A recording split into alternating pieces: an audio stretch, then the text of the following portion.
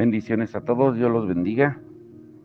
Bueno, pues antes de comenzar los devocionales o el devocional de hoy, eh, una disculpa por no haber enviado el devocional ayer, ya que, pues lamentablemente, como se dieron cuenta, el domingo después del servicio nos comunicaron de un familiar que falleció y tuvimos que ir a Zamora, Michoacán.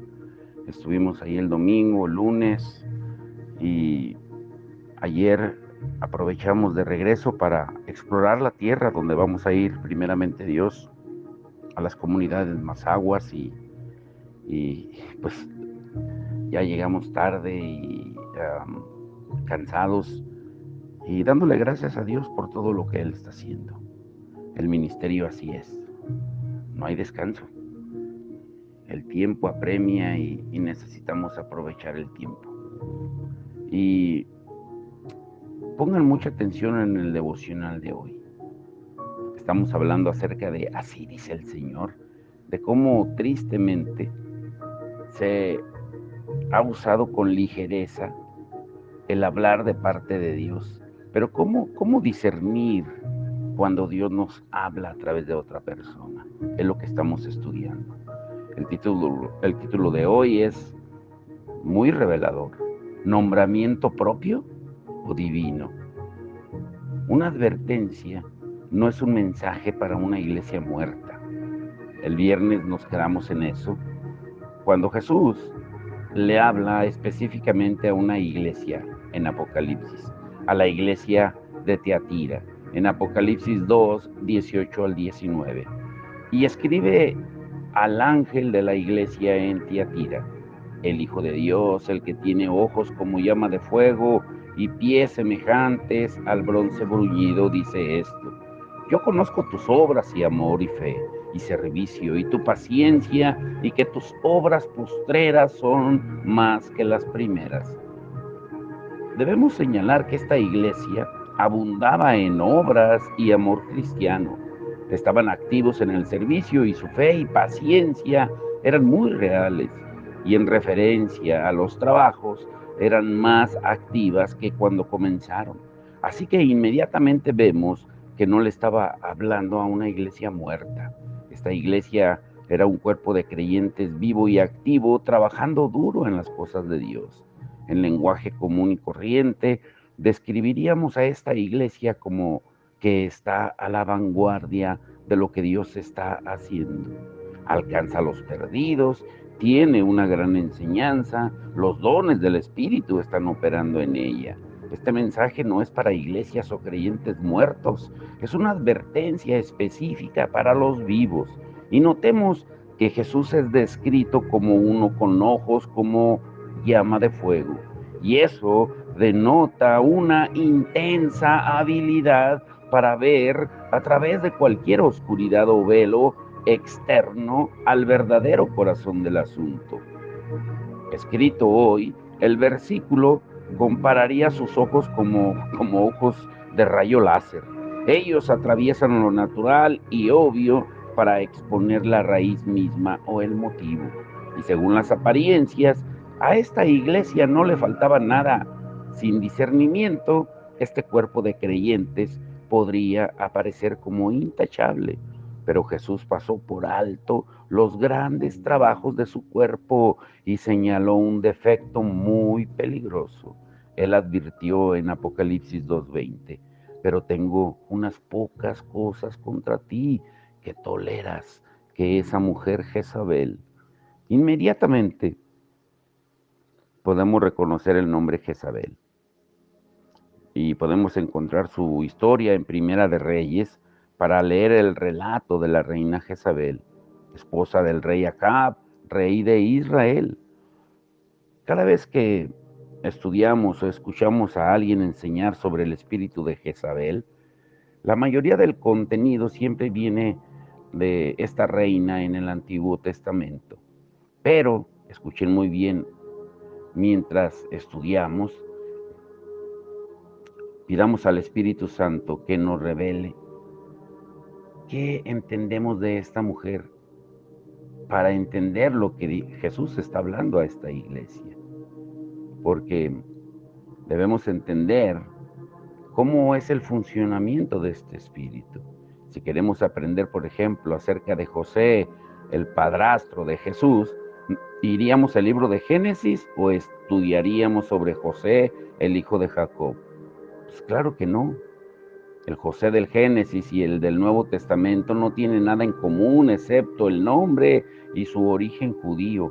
Pues de la misma forma, la Jezabel de Primera y Segunda de Reyes no tiene nada que ver con el libro de Apocalipsis.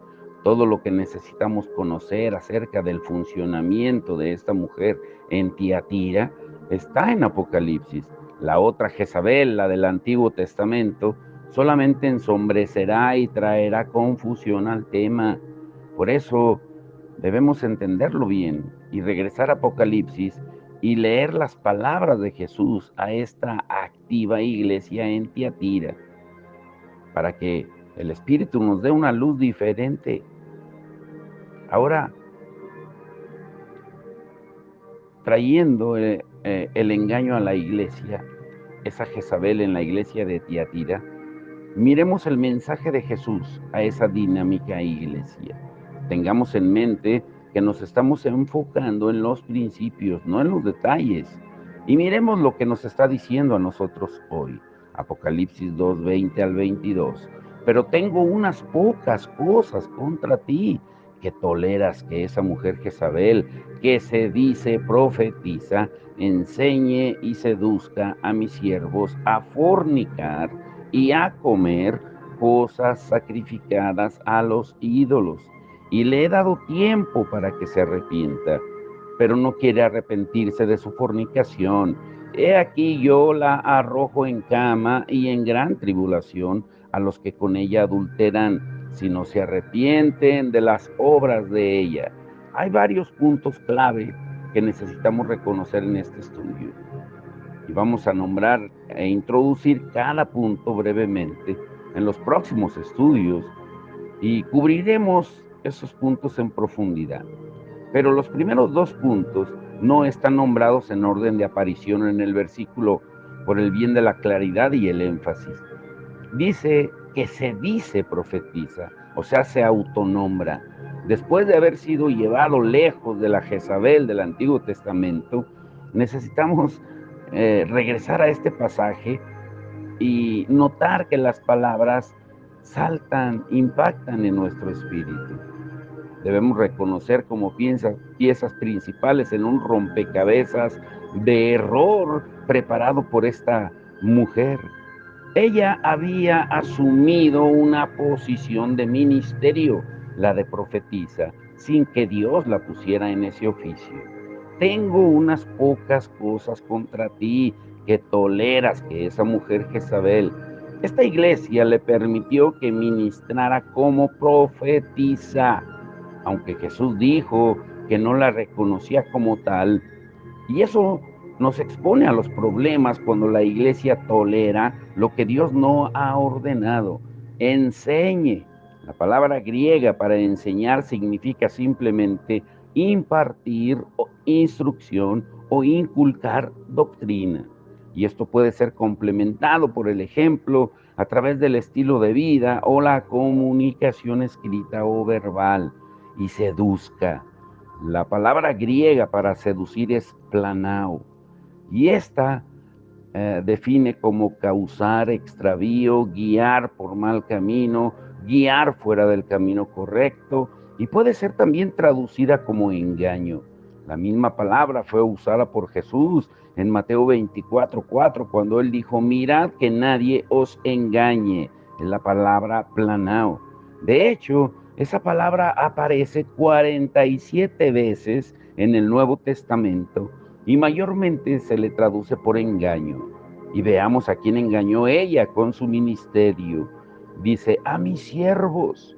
La palabra griega para siervos es doulos, la palabra que Pablo, Pedro, Santiago y otros de los discípulos del Señor utilizaron para ellos mismos. En el contexto de las Escrituras, significa uno que voluntariamente se ha hecho esclavo de devoción al Señor Jesús.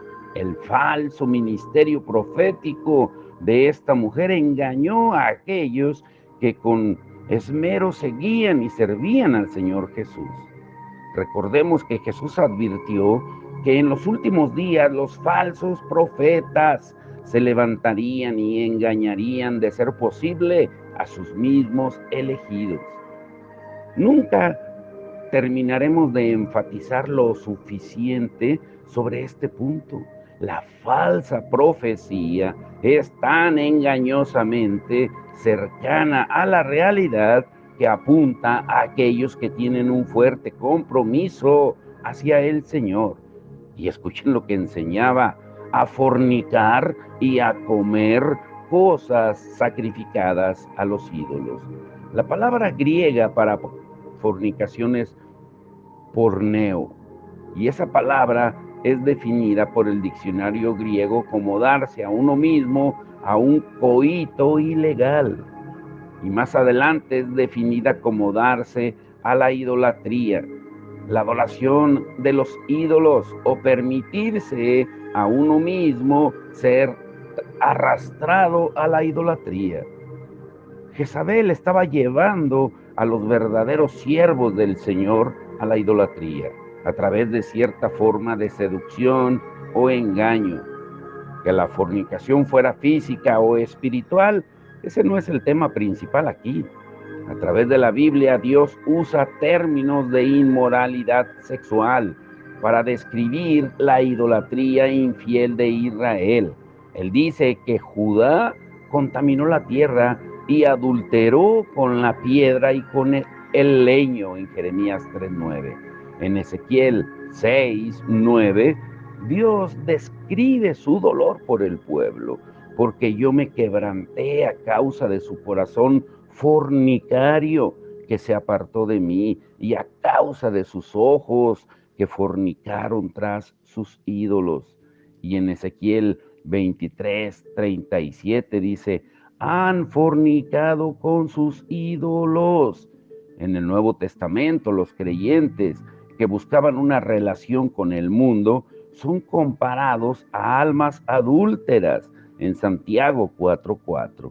Estas son solo unas pocas referencias de ella, y es obvio que el adulterio de Jezabel no se limita al sexo físico. La definición más amplia de adulterio es también sugerida por la terminología que Jesús usa para describir las consecuencias del ministerio de Jezabel, cuando le dice: he aquí yo la arrojo en cama y en gran tribulación a los que con ella adulteran, si no se arrepienten de las obras de ella. Esta mujer tenía influencia a gran escala, suficiente como para que Jesús llamara la atención a su engañosa influencia. Y no creo que cada uno de aquellos a los que sedujo compartió en realidad una cama física con ella. Notemos que él dice que aquellos que cometieron adulterio con ella debían arrepentirse de las obras más que de la inmoralidad sexual. Por eso no nos enfoquemos aún en lo físico, sino vayamos a la raíz, a la fuente. Un creyente que comete fornicación sexual es porque ya ha cometido fornicación espiritual.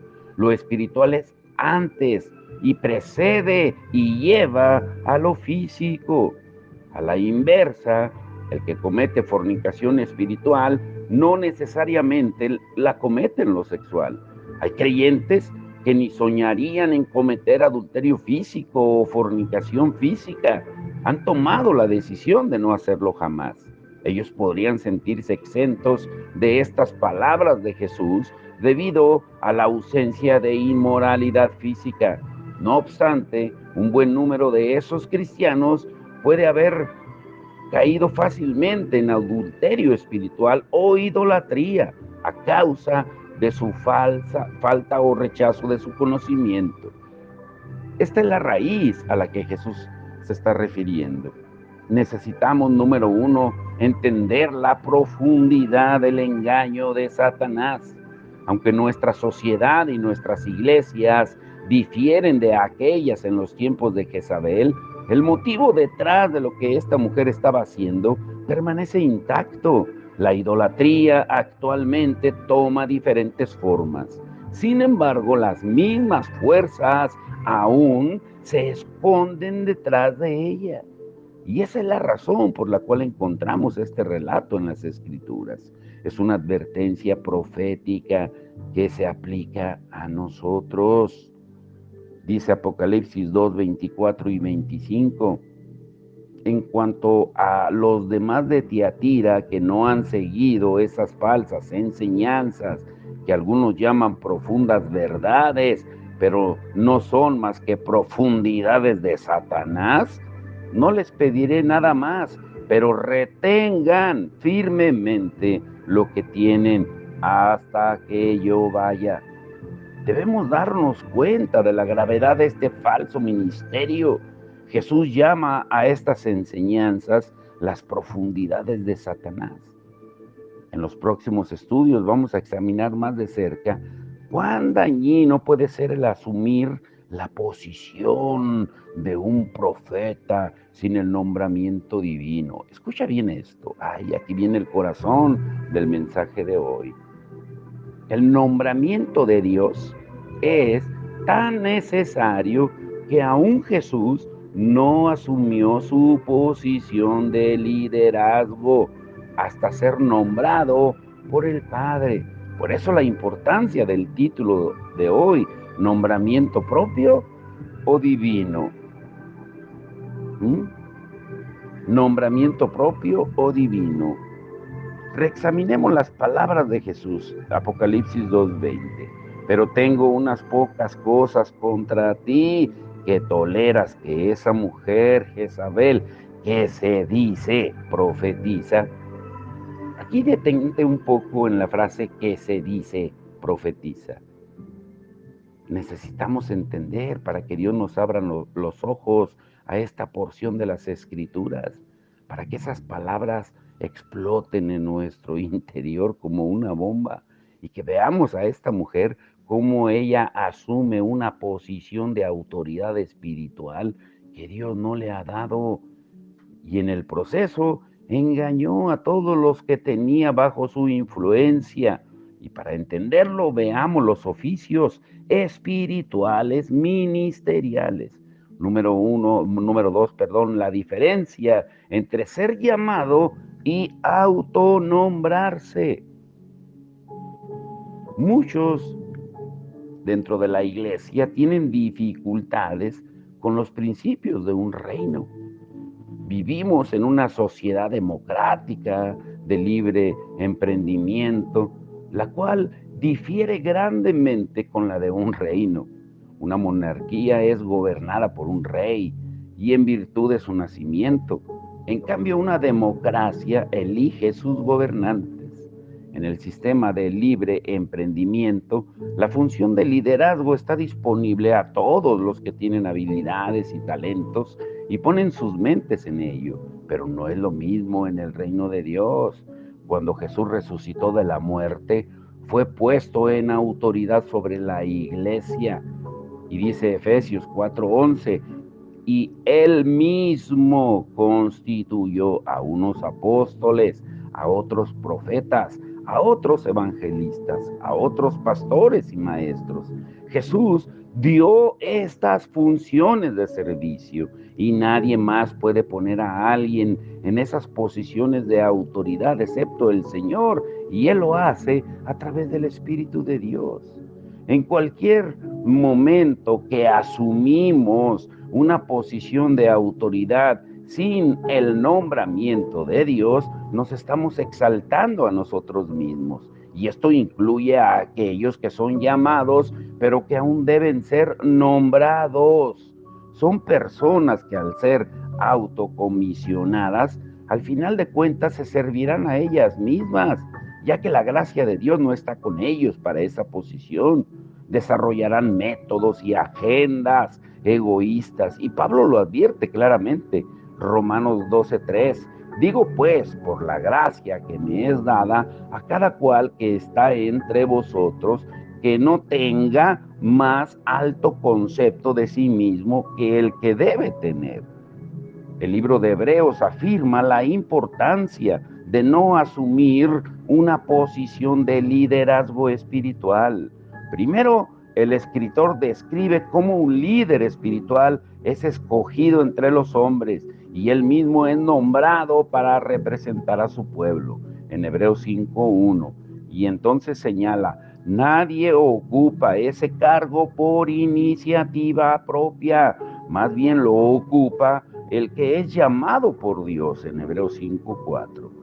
El nombramiento de parte de Dios es tan necesario que aún Jesús no asumió su posición de liderazgo, sino que fue nombrado por el Padre. Como dice el verso 5, tampoco Cristo se glorificó a sí mismo, haciéndose sumo sacerdote. Y vemos la descripción que Pablo hace de sí mismo en Romanos 1:1. Pablo, siervo de Jesucristo, llamado a ser apóstol, apartado para el evangelio de Dios. Si notas que primero menciona llamado y luego apartado, Pablo fue llamado como apóstol desde la fundación del mundo, aunque no fue puesto en su oficio hasta el momento en que fue salvo. Hubo un periodo de prueba cuando fue sometido a los líderes de la iglesia de Antioquía. Y este examen duró años. Y de su propia experiencia, él escribió estas instrucciones para los líderes en Primera de Timoteo 3:10. Y estos también sean sometidos a prueba primero y entonces ejerzan.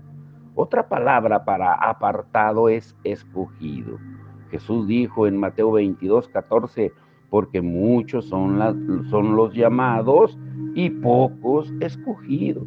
O sea, en otras palabras, muchos son llamados a las posiciones de ministerio, pero solo un pequeño porcentaje pasa la prueba y llena los requerimientos para ser escogido o apartado.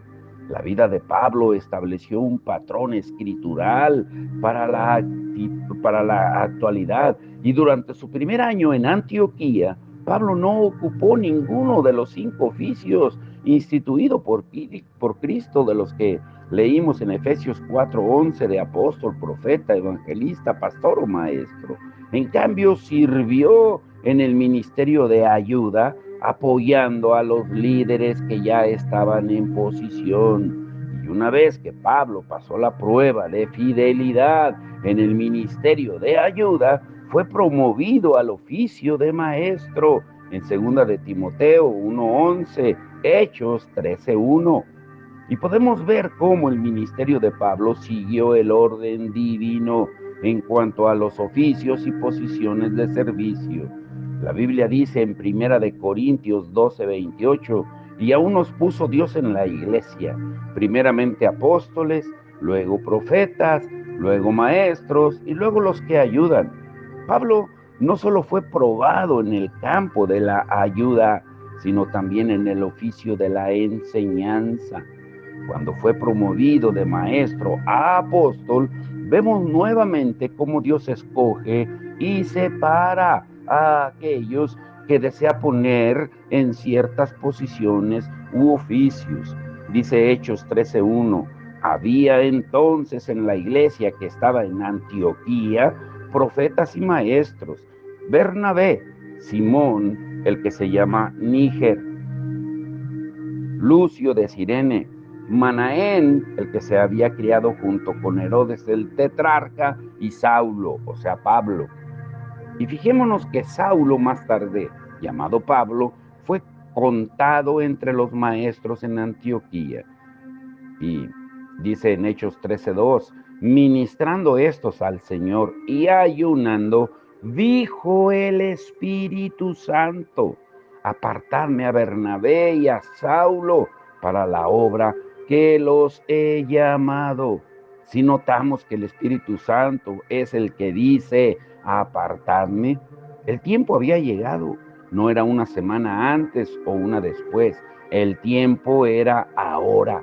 Y fue el Señor quien determinó tanto el tiempo como quienes debían ser apartados. Durante años, Pablo fue consciente de que había un llamado apostólico en su vida. le fue revelado 3 días después de su encuentro con Jesús en el camino a Damasco en Hechos 9:15. Y ahora Jesús estaba separando al que él mismo había llamado varios años antes. Pablo había servido fielmente sin promoverse a sí mismo. Más tarde Pablo amonesta en 1 Corintios 4:10. Ahora bien, se requiere de los administradores que cada uno sea hallado fiel. Aquí vemos que el Señor usa a los líderes eclesiásticos ya establecidos en esa iglesia donde Pablo servía fielmente. Esos ancianos habían sido nombrados de la misma manera y continuando encontramos lo que dice Hebreos 13, 3 al 4. Entonces, habiendo ayunado y orado, les impusieron las manos y los despidieron. Ellos entonces, enviados por el Espíritu Santo, descendieron. El versículo 3 dice, los despidieron, o sea, el liderazgo ya establecido envió a Pablo y a Bernabé. Y entonces miremos el siguiente versículo. Ellos entonces, enviados por el Espíritu Santo, o sea, Jesús apartó a Pablo y a Bernabé por el Espíritu Santo a través del liderazgo ya establecido. En resumen, Jesús fue quien lo hizo. Ahora notemos que Jesús no utilizó el grupo de oración intercesora de Antioquía, ni envió a Pablo y a Bernabé a una conferencia profética de empoderamiento en otra ciudad o del otro lado de la ciudad o a otra iglesia a la cual Pablo no estaba sometido. Dios no usó a un individuo con dones espirituales en la congregación para poner a estos hombres en el liderazgo con, así dice el Señor me dice que tú vas a ir a las naciones. No, el Señor usó la autoridad que Él ya había establecido en la iglesia de Antioquía. Por eso tengamos mucho cuidado con el no sujetarnos a la autoridad establecida. Por eso hay muchos brincando de iglesia en iglesia, buscando ministerios y posiciones. Por eso Dios nos advierte en 1 Timoteo 5:22, no impongas con ligereza las manos a ninguno. La versión Dios habla hoy lo aclara un poco más. No impongas las manos a nadie sin haberlo pensado bien. El liderazgo monitorea la fidelidad de aquellos que sirven en la iglesia. Cuando Dios habla a sus corazones para nombrar a alguien, ellos tienen la confianza de que es el nombramiento del Señor. Ese es el método del Señor para colocar a personas en la posición de liderazgo. Ahora, punto número 3 y último, y quiero dejar con eso, con una pregunta. ¿Enviado por Dios, por el hombre o por uno mismo? Perdón. ¿Enviado por Dios, por el hombre o por uno mismo? Actualmente tenemos hombres y mujeres en nuestros púlpitos, en nuestras congregaciones, que se consideran a sí mismos profetas o profetisas, pero no lo son. Con frecuencia se han autonombrado o han sido nombrados por alguien externo a la iglesia. Y puede ser que tengan dones proféticos operando en sus vidas y hasta puedan tener un llamado genuino a ese oficio, pero aún no han sido apartados. Y Dios dice en Jeremías 23:21, no envié yo a aquellos profetas, pero ellos corrían. Yo no les hablé, mas ellos profetizaban. Mire cómo dice en Juan 1:6, hubo un hombre enviado de Dios, el cual se llamaba Juan. La palabra enviado de Dios es muy importante. O sea, y te pregunto, ¿quieres ser enviado ¿Por ti o por Dios? ¿Mm? Si tú mismo te envías, irás por tu propia autoridad, pero si Dios lo hace de acuerdo a su orden, estarás bajo su autoridad. Debemos entender esto y te quiero dejar con esto. El Señor me mostró cómo Moisés se encaminó hacia el mismo error. El libro de los Hechos registra que fue enseñado Moisés en toda la sabiduría de los egipcios y era poderoso en sus palabras y obras. Dice Hechos 7:22. Desde su infancia había sido criado en la casa del rey de Egipto. Fue educado como un príncipe. Sus habilidades para el liderazgo las aprendió en las mejores escuelas del mundo. No solo estaba la mano de Dios sobre él para el liderazgo, sino que los dones en su vida fueron cultivados en esas escuelas. Y aprendemos lo que dice Hechos 27, 23 al 25. Cuando hubo cumplido la edad de 40 años, le vino al corazón el visitar a sus hermanos, los hijos de Israel. Pero él pensaba que sus hermanos comprendían que Dios les daría libertad por mano suya. Las escrituras dejan claro que Moisés sabía en su corazón que él era el libertador de la esclavitud de sus hermanos en Egipto. Pero una cosa es ser llamado y otra ser nombrado, apartado, enviado. Moisés confundió el desarrollo de los dones en su vida, mas el llamado con el nombramiento de Dios. Él fue a libertar a Israel por él mismo y falló. Y en su propia autoridad lo quiso hacer. Y fue capaz de ayudar a un solo hebreo. ¿Y qué hizo? Mató a un egipcio, algo muy lejano a libertar a una nación. Y esto causó que debiera huir por su vida. Después de 40 años, entonces Dios lo apartó y lo envió en su autoridad divina. Uy, esto es para entendidos. Y fue entonces cuando Moisés liberó a Israel y presenció el calvario egipcio de ser enterrados bajo el mar rojo. Ahora escucha muy bien esto, mañana lo veremos con más detalle. ¿Mm? Se necesita el quebrantamiento, que es un requerimiento para el servicio. Mañana lo vamos a entender mejor. Por hoy te quiero dejar con esto. Nombramiento propio o divino. ¿Mm? Dios nos llama, pero Él tiene autoridades delegadas para enviarnos, para apartarnos. No te apresures, no andes brincando de iglesia en iglesia buscando posiciones, oyéndote antes de tiempo de donde Dios te estableció. Pero esto es para entendidos. Padre, en el nombre de Jesús, te damos todo el honor y la gloria, Señor.